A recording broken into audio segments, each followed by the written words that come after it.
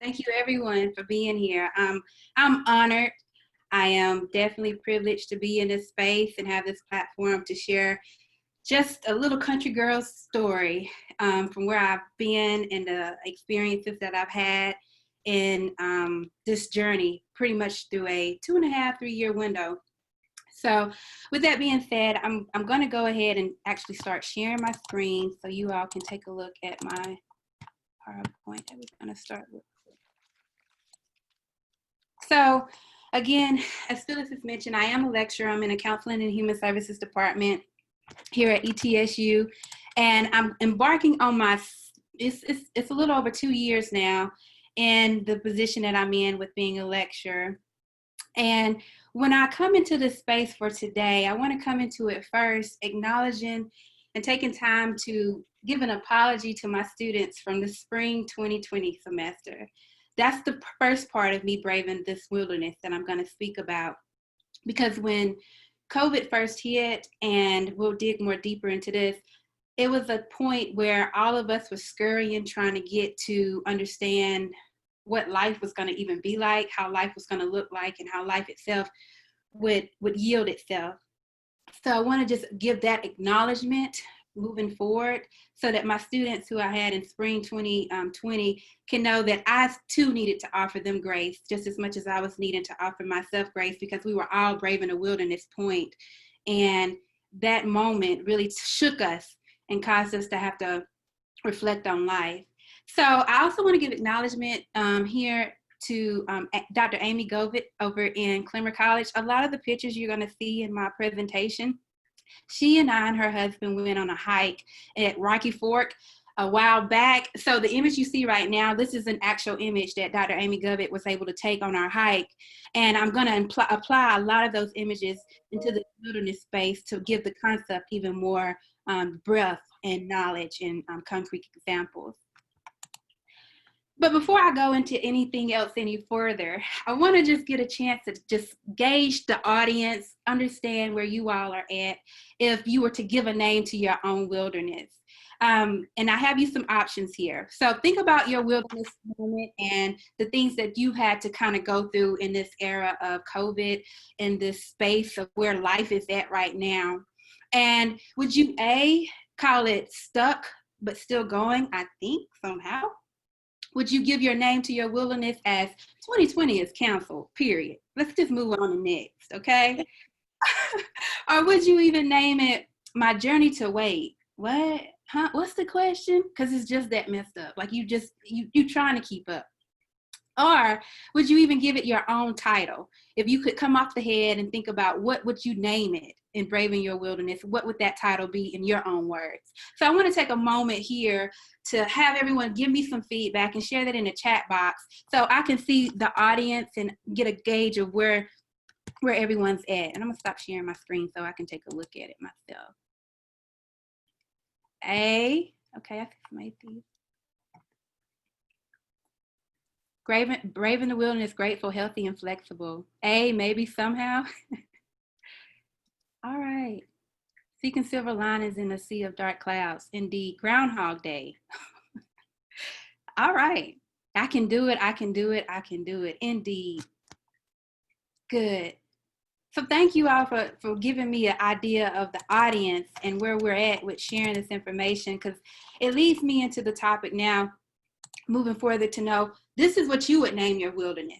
But I'm going to basically call mine, of course, braving my own wilderness, because all of us, I believe, have found ourselves in a point of being uncertain about what is in store with life, what is in store with the way that we do and how we do things. And in this actual presentation, I am braving my wilderness. I'm stepping into an unknown place to share a story, to share my life experiences and courage through all of it. And that's a lot of what Brene Brown's work is about. So this is just here a highlight to say again that it's a reflection story, but it's also a story of growth, which is also what I saw inside the chat. This is a time for me to just give you all a look into me becoming who I am, who you see today, but a lot of significant people along with a good support system that have helped me become who I am. But also even in that time of being able to just be alone okay?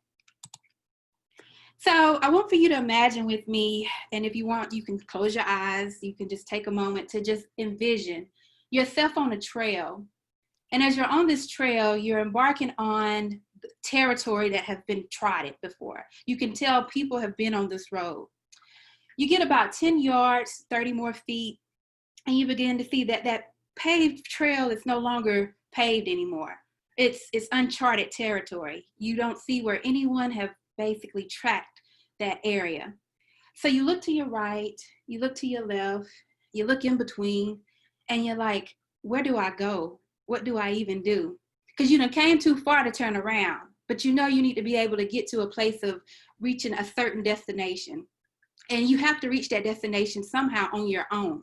And being able to reach that destination on your own without that uncharted territory, you get shaky, you get nervous because it's no path that's been before you.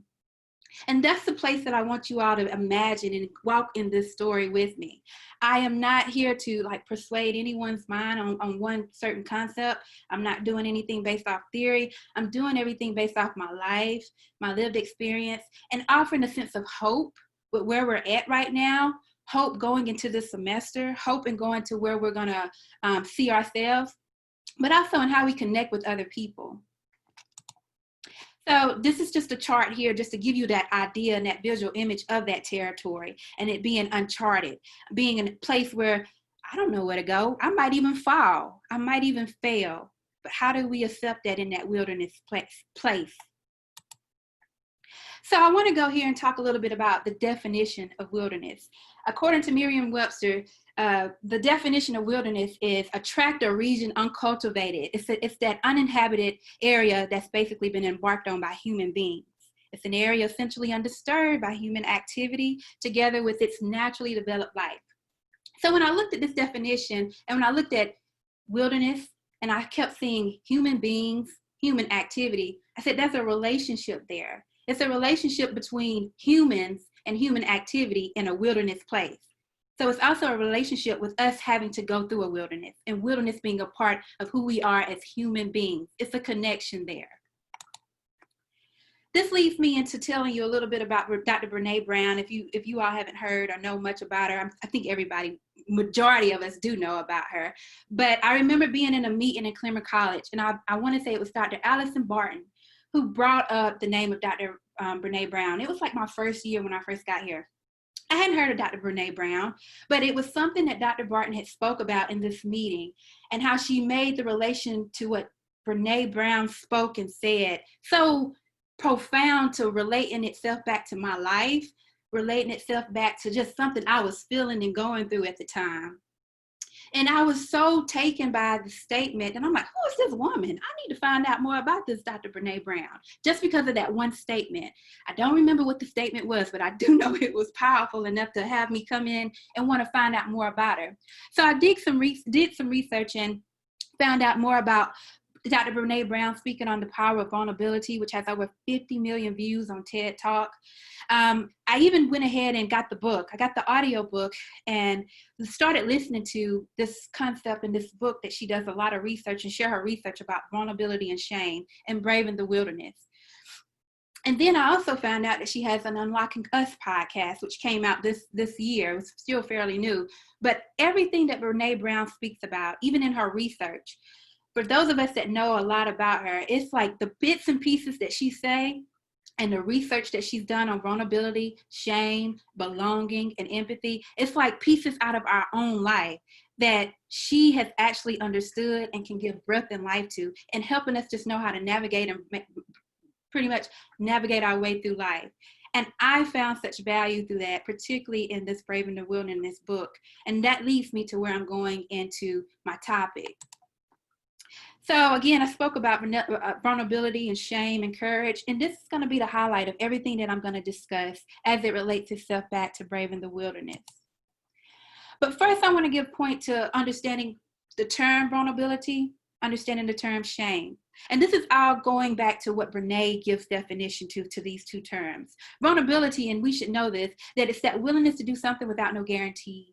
It's that uncertainty, that risk, that risk of emotional exposure, because now you're showing a part of you that sometimes you really keep in private places and spaces. And I'm so thankful to be in my home to be doing this so that I can feel more comfortable to talk about it. But it's that risk to say, okay, I'm putting this information out here and I'm risking possibly being shamed. I'm risk possibly having people form a certain opinion about me. But that's the risk that I'm going to take. It's also that unstable feeling you get when you step out of your comfort zone, which I'm sure all of us are familiar with when it comes to just the things that we've embarked on in our own life. And then shame being that intense feeling, painful feeling, believing that you're flawed, you're unworthy of love and even belonging. Shame can also come in the form of being something that you've experienced, done, or failed to do that makes you feel unworthy of connection, as well as creating that sense of fear, blame, and disconnect. But Brene Brown speaks in her book, With Brave in the Wilderness, she talks about her daughter, and her daughter was at school, and this was in grade school, and it was an activity going on in the arts and crafts, and it was it was a mess pretty much. And the teacher had said to her daughter, oh, look at the mess over there that you done made. And the daughter said, I may be a mess, but I'm not a mess. And that's a part of understanding more about shame, but also recognizing where you're at and the place that you have with being where you at, even if it is a mess, even if we all are in a place of being in our wilderness moment. So I want to point here in regards to cycles and that natural process of maturation, developing ourselves and developing a level of feeling somewhat comfort, but it's always a change in life. So think with me here when you think about elementary school, and all of us have embarked on going to elementary school, and you meet friends, you develop relationships, but even in elementary school, sometimes you can feel shame, right? Kids pick on you and so forth. But when you get to 5th grade, you feel like you kind of done arrived. You feel like you at a place where you're it, because you done trucked alone on that other avenue and in that area where other people have yet to get to where you're at, because you're in 5th grade, right? You get to middle school, that cycle starts over again. You're having to be able to still get your bearings straight and learn how to feel and navigate your way through the system or through the environment with the people that's there, and feel like, do I belong and am I going to fit in? But then you get to 8th grade and you're like, now y'all need to get to where I'm at because I done made it. No, you haven't. Wait till you get to high school. When you get to high school, it starts all over again. And then you have to get to that point where you're in 12th grade and you really look back and you see where, I have made it, but you go to college. You go and get a job or your work professional life. You're starting over again. It's those cycles in life that we find ourselves in a new environment and in a new place of trying to fit and belong. I have a sense of being able to know that, do I fit in? Am I worthy to be here? Is this a place that people can see me for who I am? So in this stage and in these cycles, it's things that I have learned is that I have to, and we all do, welcome the process of learning new things, even in this era of COVID. It's been a pushback in trying to learn new things, but then at the same time, we've had enough gap window to really look and think, well, I need to challenge these perspectives. I need to challenge this type of injustice or these types of things that's coming out so that we can all learn something from it. But it takes a state of being humble, being able to recognize too that sometimes we have to correct things that we probably wasn't quite aware of that we needed to correct, which is why I gave the apology at the beginning to my students. I saw things in myself that I knew I didn't quite get right, but I wanted to offer up that apology to them to let them know I was on the same process y'all were on, and I'm still trying to get it right too. And then also adjusting to how and what you're doing, meaning you got to stretch and grow. This is an opportunity for all of us to stretch and grow in the relationships that we have with people, but also even the relationship that we have to have with ourselves. So now this leads me into my real point of being vulnerable. And I'm going to share some highlights in my life from 2017 all the way up to now. As you can see here, I have my transition more in between 2017 to 2018. And then I moved on further with my AmeriCorps experience and then my 2019-2020 experience here at ETSU. Let me give a little light into my 2017 experience that led me to AmeriCorps. In 2017, I found myself in a position of not quite arriving to a place that I had worked hard for. I worked at a nonprofit organization, and I did the work there for a little over 8 years. And in that 8-year period, I was able to work my way up from being a coordinator to a director to now a director over the program. And when I was director over the program, I respect individuals who are in leadership and qualified leadership positions to understand being in leadership can be a lonely place. I had one of my mentors tell me that. And she said, Deidra, when you get there, it's going to be a lonely place. That also is a sick meaning of behind that braving your wilderness point, because decisions are having to be made, criticism is coming, and shame can come with that position of being in leadership. And I didn't know how lonely that place could feel until I got some information saying that an anonymous letter had been sent to the board members, to family members of the organization, attacking my character, attacking the person that I am. Because people who I was once peers with, that I'm now overseeing, they didn't like the way that the structure and the way things were being changed, and I had to come in and make those changes. So a letter, which was anonymous, was sent to these different people, and people really gave in and wanted to believe that the character and the person that they had saw all these years, it was some fickleness there. But that wasn't the case.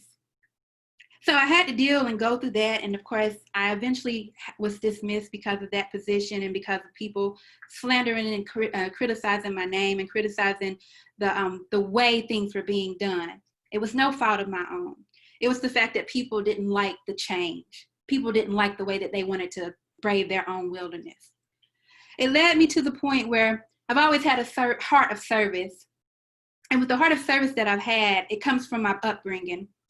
My great-grandmother, she played a vital role in my life. Her name's Addie B. Meadows. And in the way that my great-grandmother played a role in my life, I was a latchkey kid.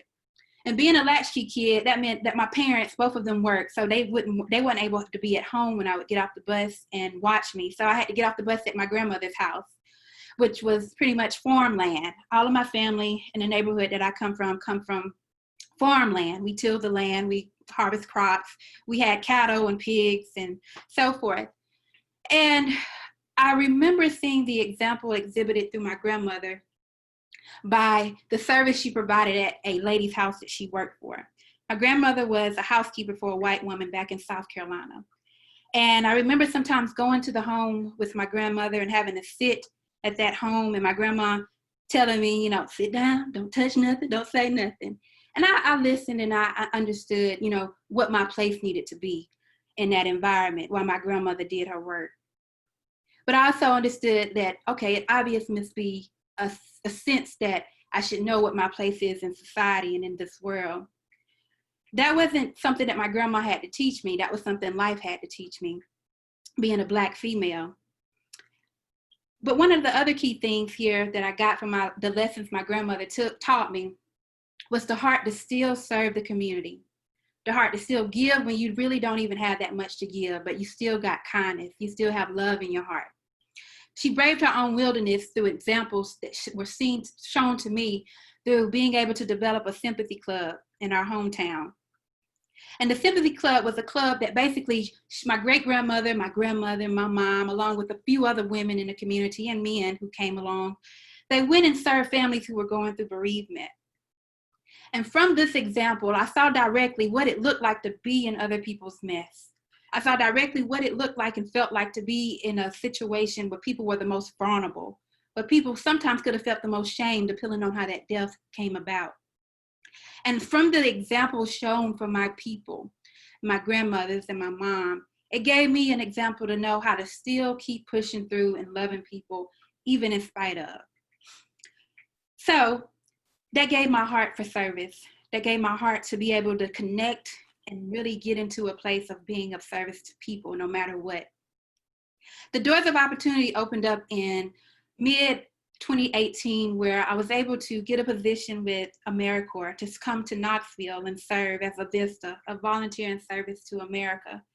I'm thankful for my position as an AmeriCorps VISTA, because what I was going through and had went through in South Carolina, to open the doors up for me to leave that hometown and come into a new area and really learn how to track and tread this wilderness place opened up a sense of growth and a sense of really having to be exposed and be the new kid again on the block, reaching that level of being in the 8th grade or being in the 12th grade, that new territory. When I came to Knoxville, I was able to serve as a volunteer coordinator with the CAC building, which is the Community Action Committee over at Workforce Development. We were also connected with my service with being able to provide volunteers at the American Job Center on Middlebrook in Knoxville. Part of what my role was to do was to create satellite sites in South Knoxville and East Knoxville, so that individuals who are unemployed could come in and have easier access to using the computer instead of having to go all the way to Middlebrook. And so in that time frame of my year of service, I had to really know how to immerse myself, get into a wilderness place with other people, because now I'm still coming from my own wilderness, but I'm having now to really dig deep into some people's own situations with their wilderness. And it just so happened to be unemployment, which is something I had felt and knew about in my own life. So now I'm developing these sites, coming up with the program. And of course, part of what AmeriCorps does is, we build things that's sustainable, something so that while we're there, when the new Vista or the new AmeriCorps member comes in, they too can keep that site or keep that type of program sustainable and going. The connections I made there were priceless. I can't credit the fact of the people who were there from AmeriCorps enough on bearing patience with me, not knowing the experiences I had, but also bearing patience with the fact that I'm new to this area, but loving on me and giving me grace when I needed to have grace. Take in mind now, I didn't share that not only had I left South Carolina, I left South Carolina with my daughter still in South Carolina.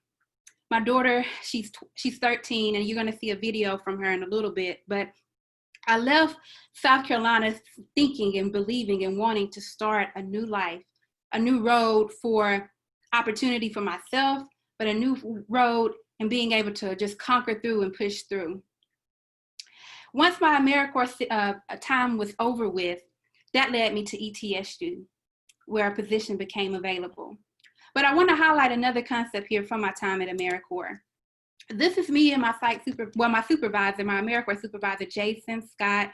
This is Miss Christina, Doka, and Wendy. They were all the overseers and ones that I worked closely with developing the sites and being able to have the relationship with the community. So this is us over at the South Knoxville Neighborhood Center, and this is just one of the sites that we were able to open up, and an individual here being able to have access to the computer. And this is a highlight of that time while I was there, and crediting the opening of the building. And now this is a better opportunity for people to have access to the means and ways to apply for jobs, the means and ways to get resume tips, understand interview processes too. And that's just a highlight of it, but us capturing it at the moment. So there was this article, it's a blog, Christina had reached out to all of us that were serving with AmeriCorps for us to highlight our time there. And as we highlighted our time, we just basically gave a reference to what we were doing and how we were going about doing the things that we were doing. And in my article, in the article that Christine published, I stated that there's no act of kindness too small in saying that you matter to people, that there's still hope and you can do this.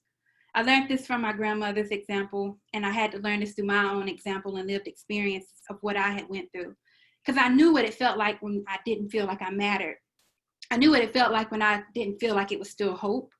I knew what it felt like when I felt like I couldn't do it.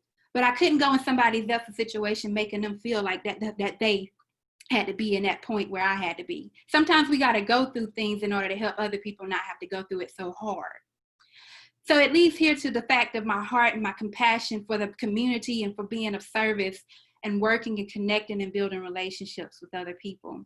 Because being of service to others is really a joy of mine. I don't look at it as a job. It's a joy. I do believe it's also an innate gift that I have to do what I do and do it in the way that I can. Because again, I'm not a native to Tennessee. My native home is South Carolina. I still have close ties to South Carolina. But to be on this platform and be able to speak in this way, it shows a lot in how I've had to establish and build those relationships. and be of service to others with the person that I am. So it leads me here in regards to higher ed. And this is a point that Brene Brown speaks about. She says that true belonging doesn't require that we change who we are. It requires that we be who we are. And I had a tough time with that coming into higher ed. I had no experience in working in higher ed other than recruiting and connecting with volunteers. I had some volunteers from UT Knoxville come in. And I remember working with Converse College back in South Carolina and Wofford College and USC Upstate with connecting just more so on the volunteer side. But coming in and now being faculty, coming in and trying to figure and navigate my way through what does it even mean to be faculty and what does it even mean really to be an instructor, that in itself, I struggled a lot. I remember oftentimes going in the classroom and going into a space where people really didn't look like me. People really wasn't able to understand the articulation that I was given in the way I was delivering the message. I remember getting information back and how very hard it was to receive the messages from some of the feedback that I got out of my SAIs. And that hurt. That hurt because it was like, well, do I belong? Am I doing this right? Like, I don't know.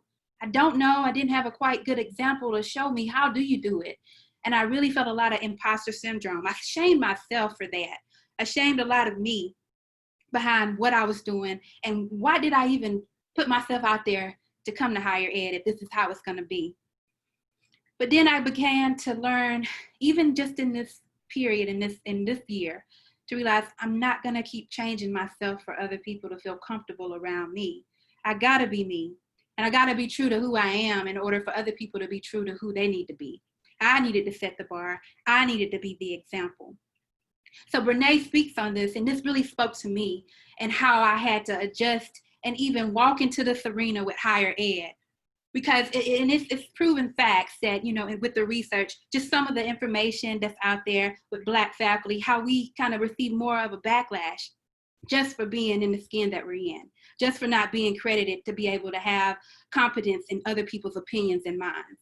And that in itself can be a struggle, especially if you're not new to the environment like myself. So Brene puts this point here in her book, and it's from a wonderful woman we all should know. She says this at the very beginning of her book. She says this at the very end of her book. And it's a quote from Maya Angelou. It's, you only are free when you realize you belong no place. You belong every place, no place at all. The price is high and the reward is great. I had to learn it, and I'm still learning it, and understanding I really belong everywhere. Just because of these different phases and stages in life and how I've had to brave my own wilderness, I had to understand, even if it might have been limited, that didn't mean I had to be there long, but I still made a mark. My mark is meant to be able to be made.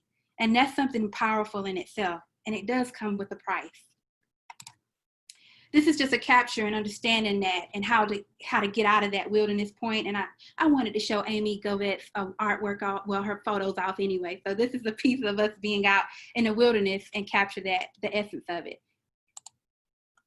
This also is a point that Brene speaks on with Braving the Wilderness.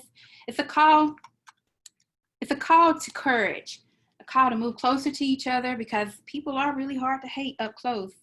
A call to speak truth to BS, but to be civil and to hold hands with strangers. That's all of what we all are going through. This is all of what I've been having to go through. I've had to look at people close up, people I don't even know, people that have rubbed me the wrong way, people that have made me feel as if I did not matter. I've had to look them close up and understand I can't hate you. I can't discredit you because of when I see you for who you are, it lets me know that it's something else there that's going on that's not going to allow me to hate you. But I will call truth to whatever it might be that you need to be recognized and to know more on. And that's something that I've had to walk into and really be able to get to a ground of truth and true understanding for myself. So this leads me to the point about parent and being a mother. My daughter, she's gonna reiterate this a lot in this video. It's just a quick 2-minute video, but my daughter, again, she's in South Carolina, and she's had to brave her own wilderness in the season that I've had to navigate and brave for myself. And in braving her own wilderness, when I first left South Carolina to get to Knoxville and then come to ETSU, My mother took charge, and if you haven't realized, I have a strong group of women that's behind me. She took charge to be able to take leadership and overseeing my daughter, because I've done everything that I do to make life better for her, but also make it better for me in these different spaces and places that I've held. And anytime I have a platform to speak to other audiences, people that I may not see, people that I may not meet physically, I always believe it's good to bring along those people who were in that wilderness season with me. And my daughter is a person that I need to have voice to this and have voice addressed in this situation and in this environment. She's, of course, a young Black female, but I believe it's even bringing more closer to the fact of a teenager that doesn't even have to look at herself just as just being a Black female. She's just a teenager. But during this time of COVID, what things from her perspective can give clarity and insight to how we all can look and learn from the young, how we can all look and learn from out of the mouths of babes. So this is my daughter speaking about just what does it feel like right now being a teenager? Being a 13-year-old with everything going on right now, the best word I could use to describe it is weird. Cause kind of weird because me, I would imagine my 13th year of, being able to start hanging out a lot more, but instead I'm starting and going back to school. I am in my 8th grade. I'm in the 8th grade, and it's a little bit different because I don't have all my friends, and I won't be able to go on my 8th grade trip. So it is most certainly weird because it's going to be something that I'm going to have to get used to. And I'm living in a part of history right now, right? Like when I became a teenager, I'm living through history, living in history. But it's not only just COVID. Being a it still has its positives, its pros.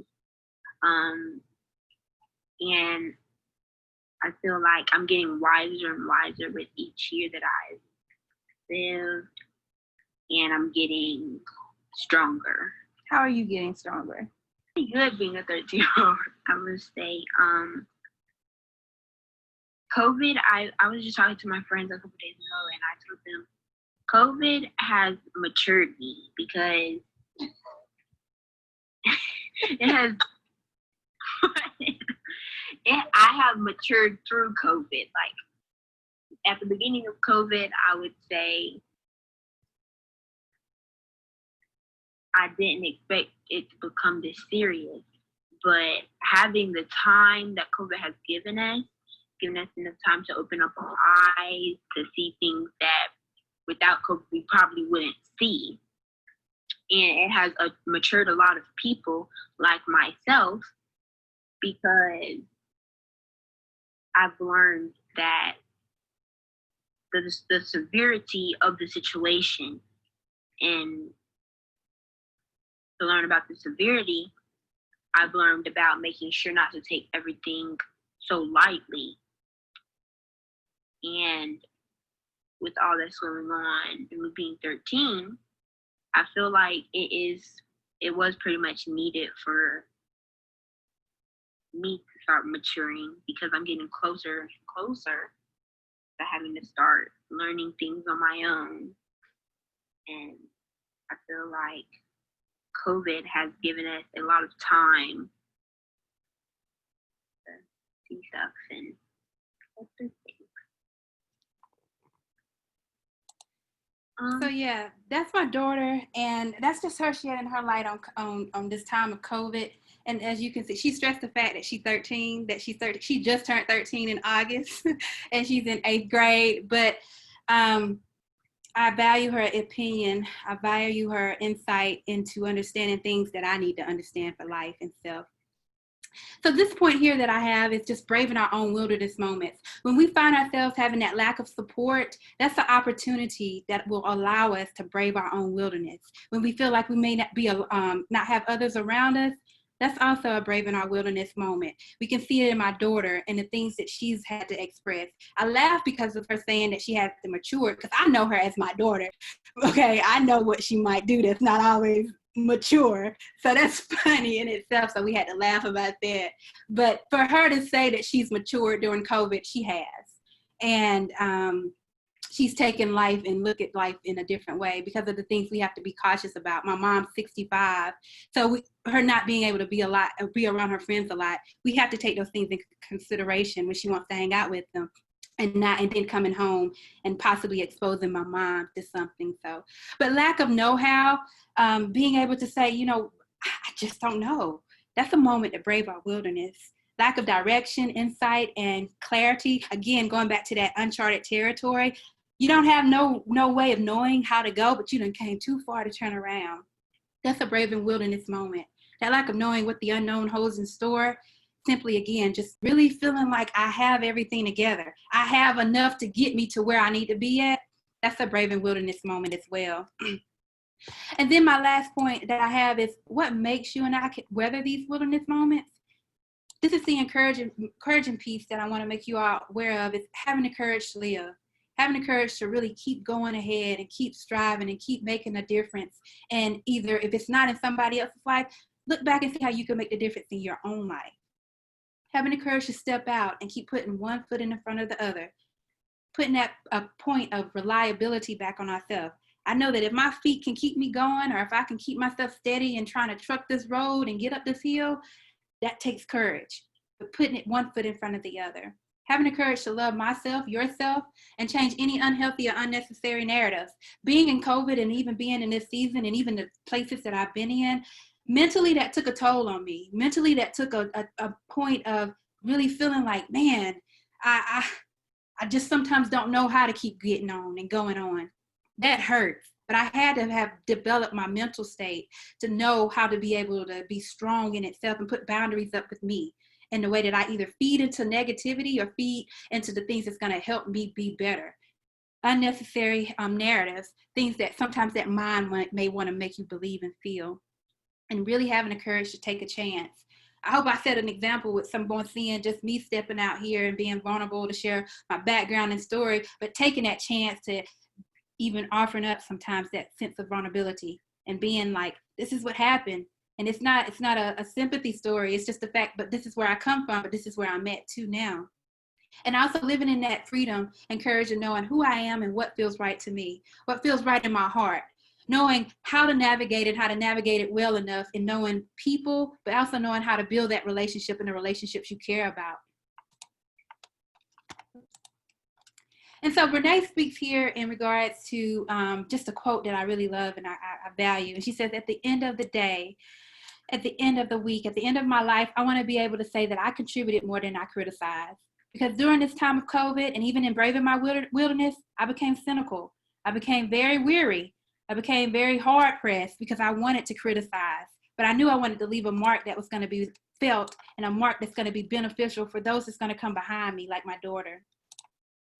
And in the end, Brene says this, that maybe stories are just that. It's just data with a soul. So when we do your research and when we get these stories and we get the information that we get from people, maybe what I'm sharing is something that just gives you more light into understanding the research that's there about vulnerability, about shame. Because I've shared my soul. I've shared my vulnerable parts of me. I've shared the things that made me feel shameful throughout my experiences, but I'm still here. And this is some background and references to Brene's work. More information about her research is also available here that you all can definitely take a chance to look at. So I thank you. Thank you. We're all, I don't know if you can see us, but we're all warmly applauding you, Deidra, and thanking you. Just feeling so grateful for you sharing your path through the wilderness of vulnerability to courage and love and compassion and your heart of service. So let me, we have a few minutes left, so let me open the floor for questions. You're welcome to write a question in the chat, but Heidi is going to set it up so you can unmute yourself, and so you're welcome just to join in the discussion right now yourself. So please unmute yourself and join the discussion.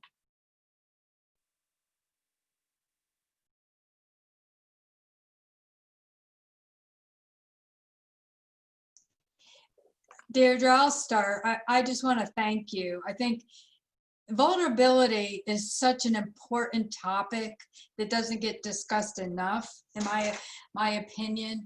And when someone like yourself makes yourself vulnerable, it opens the door for others like myself to step out of my comfort zone and become vulnerable too, and realize that no matter what, I can still be surrounded by a group of loving people. And so I just thank you. I mean, and the story behind who we are is so important. We all have a story that is so valuable. So I just want to thank you so much for being you. Appreciate it.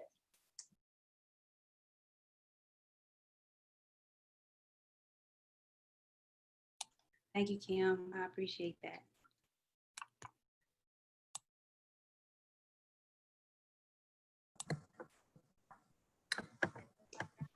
Deirdre, your daughter is so impressive. That was great.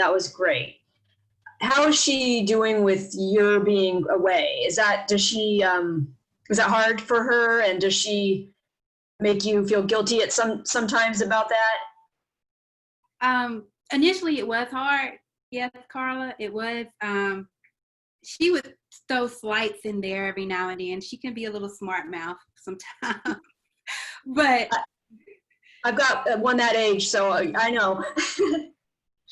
Yeah, but the great thing about that, and even going with community and establishing the connections back at home, her teachers always kept me informed. So when they saw her slipping and her grades dropping off, because her grades really did drop off, I left and made the transition here when she was like going into 5th grade, and she had never failed a course or a work or anything before. And that was hard for us to accept, and even me and my parenting to work through that with her. So to make a long story short, my daughter has great resilience because she is now in honors English, honors math. She's doing volleyball. She's played basketball. She's done cheerleading. She is the epitome of of a young, good Black girl. She is just on it. I'm just so thankful for her, and I'm so thankful for her resilience and how we've all had to brave this state in life, with where we've been and where we've came from. Yeah, she's very, very impressive. Thank you. Thank you.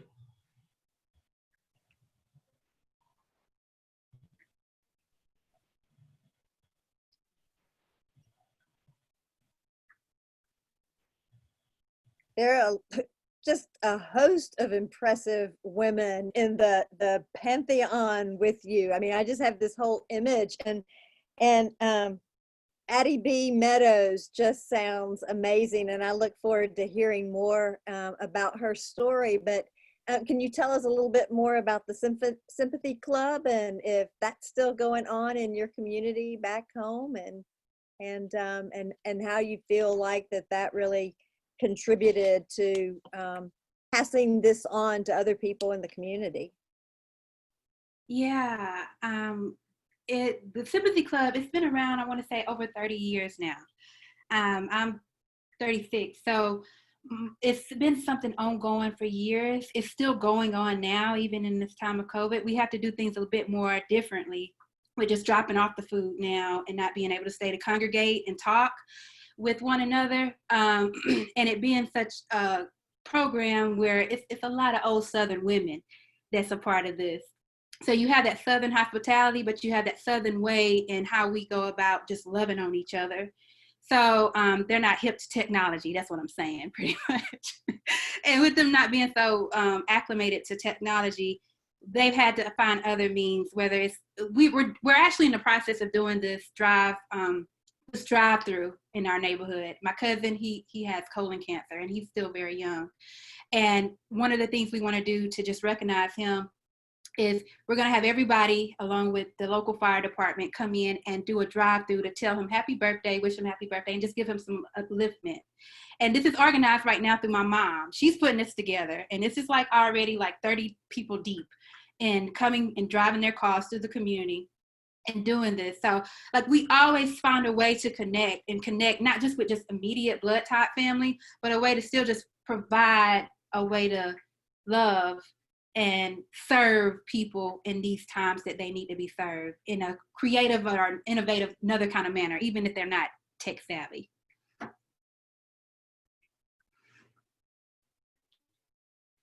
Thank you.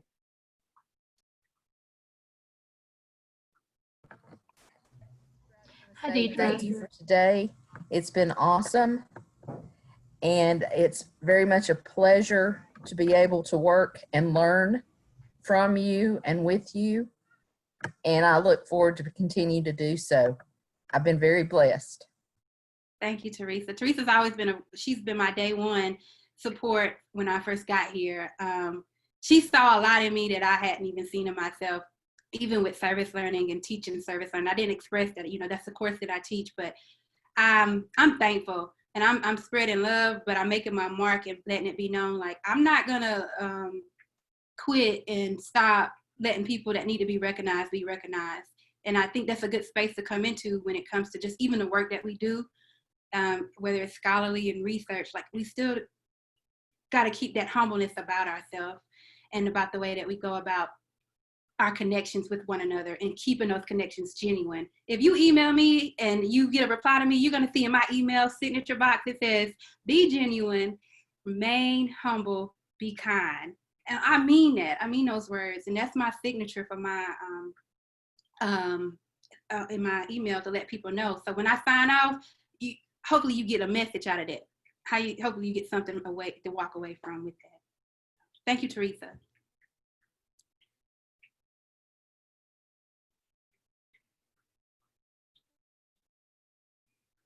It's that awkward Zoom silence now.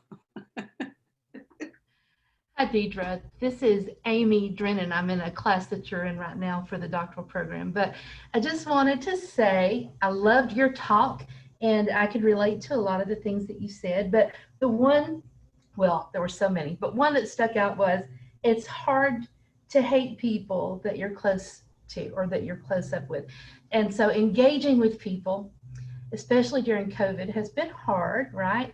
Because we can't really be with people. But I agree with you. I've found even where there are differences, we can find things that we can agree on. And if we can't agree, we can at least acknowledge each other's humanity. And that goes a long way to making it a little bit easier to give some love instead of the anger that so many of us feel. We see comments, social media does this to us, I think, but we see comments and it's so easy just to get angry. But I've always thought if we could just be in that person's shoes for a minute and see what they were seeing, it would help us understand a little bit better. So I love that you brought that out. And I just think your daughter is fantastic. And she's a phenomenal woman in a series of phenomenal family must be marvelous. And I'd love to just adopt all of you. It'd be great. Thank you, Amy. I'm so glad you came and attended it. Thank you. I do remember you. I replied to the discussion. So it's good to have you here, and I appreciate the feedback. Deidra, you have a question in the chat that I don't know that you can see. It's from Lisa Ward, and she asks, I lived and worked in rural Haiti for 5 years in education and public health. I'm curious how your experiences in Haiti and the Dominican Republic have influenced you. Oh, yeah. Those, to be honest, I had not ever flown out of the United States. I never flew before. So my first actual mission trip and time to leave the U.S. came in the form of going to Haiti. And when we got there, it was about a year or so after the earthquakes. The experience in itself opened my eyes up to just poverty in a sense that I had not ever seen poverty before, but resilience in individuals and people that's not always embodied in American culture. Just immersing myself in that culture and seeing the appreciation that people had to have the homes they have, and they're not all like brick homes. These are like steel plated homes that humbled me and gave me it influenced my heart to understand that I don't ever know when I could be in that situation, but I changed a lot. I'm still processing how to say what I'm going to say on that. It was an experience, one that I forever want to go back and do again. It was challenging though. A lot of spiritual warfare, witchcraft that was down there, and having to see the different things that I wasn't used to seeing in America, and things outside of my control. So that was challenging. But the loving heart and the people in Haiti were something I learned a lot from, and their appreciation for life and those small things where they herd still with actual donkeys, like out in the field herding and using the donkey to plow the field. That was humbling, because I've only seen that in pictures. I've never seen it in the real life. But to see that done in Haiti and see how they did it was, wow. Like, this is how they have to have a living, and how they make their living, and how they provide to put the food on their table. Well, I'm watching our time, and it's getting close to 1, and I know many of you have other appointments. So I want to thank Deidra again for sharing your story and your journey with us. And you are, someone in the chat said that you are a gift and a blessing, and you are. We thank you so much for being here and your work and your service, and for sharing your light with us. So we'll look forward to seeing you next time at the next Women on Wednesday lecture. But until then, thank you again to Deidra.